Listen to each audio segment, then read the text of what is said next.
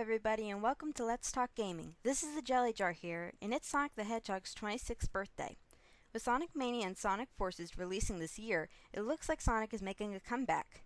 However, unlike 2014, this isn't the year of Sonic. If anything, it's the year of the retcon. Sega's thrown the wild card into the ring, and it seems that now classic Sonic, instead of being Sonic from the past, is now Sonic of an alternate dimension.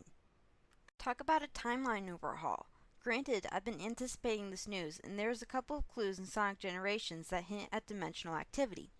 For one, there is some sort of one-way mirror between both Sonics until the Death Egg boss. This is probably the barrier between dimensions. Also, when Sonic is mentioning his previous adventures in Green Hill, none of them are related to classic Sonic, as if he'd never been on those adventures. I was going to make a short video about this prior to Sega's announcement, but seeing that they beat me to it, I didn't get to reveal this interdimensional secret. However, there's something I can do, and that is debunk the timeline, since the one we all have known is now inaccurate. I will also explain how the two timelines affect each other. This isn't as simple as saying that all classic Sonic games happen in one timeline and all modern Sonic games in another, because we'd be leaving modern Sonic without an origin story.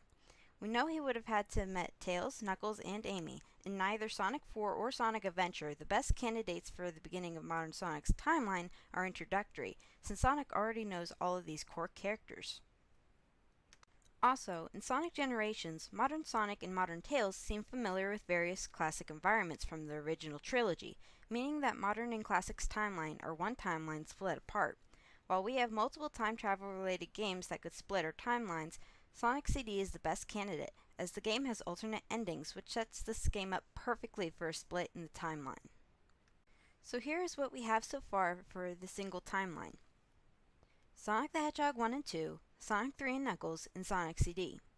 Then we have our split in the timeline. Sonic saves Little Planet on one path, but not the other. This former path is classic Sonic's, which you'll see why later.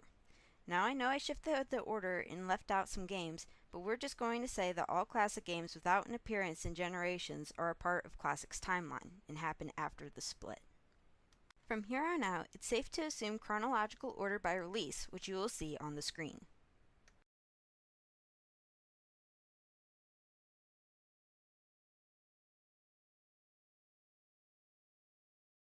Now to cover the latter path, which is where Sonic doesn't successfully save Little Planet, leaving it in the bad future.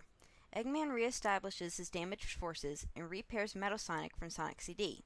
Upon realizing Sonic's last victory wasn't so victorious, Sonic and Tails embark on a second adventure to rescue Little Planet and stop Eggman for good in Sonic 4, both episodes. Again, the timeline continues chronologically, which you will see on the screen again.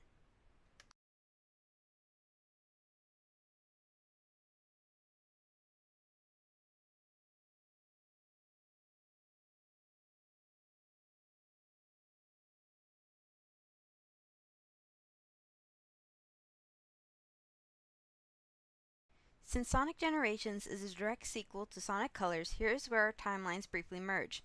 After the events of Generations, the Sonics part ways, Modern going to the events of Sonic Lost World, and Classic going to the events of the upcoming Sonic Mania. Then the two timelines merge again in the upcoming Sonic Forces. That's it for the timeline itself, but I have a few more things to add regarding the timeline. The timeline path used in Sonic Generation is modern Sonic's, which is why we see the bad future instead of the good one for Sonic CD's Metal Sonic fight. Also, the overall timeline explains why Classic and Modern have such different personalities. Classic is more cocky and arrogant in comparison because he's never lost a battle. Modern, on the other hand, technically lost in Sonic CD. Granted, he saved Little Planet later, but this experience has made him humbler in other games by comparison. He seems to have a greater appreciation for his successes and the pleasures in life, and is more considerate about other people. If you've noticed, the Eggman seem very similarly affected. The classic Robotnik seems slightly more reserved in his actions due to having no successes, while modern Eggman's short-lived success has made him more egotistical and a risk-taker. The last things I have to point out are the posters in Generations City Escape. There is a missing poster for Mighty and Ray. Like I mentioned before, Generations is Modern's timeline. In Classic's timeline, Sonic helps Mighty and Ray escape a prison of Robotniks during the game Sega Sonic. but since Sega Sonic isn't a part of the modern timeline, Sonic never met Mighty and Ray, and the two of them might still be in Eggman's prison and unable to be found by police. And that is, if they're still alive, which is sad, really. Something similar is happening with the wanted posters for the Hooligans, because they were never hired as mercenaries for Eggman in the modern timeline, only the classic. Therefore, they are still the main authority's problem and not Sonic's. So, that's it! I hope you found this video very enlightening, and I'd like to wish Sonic another happy birthday.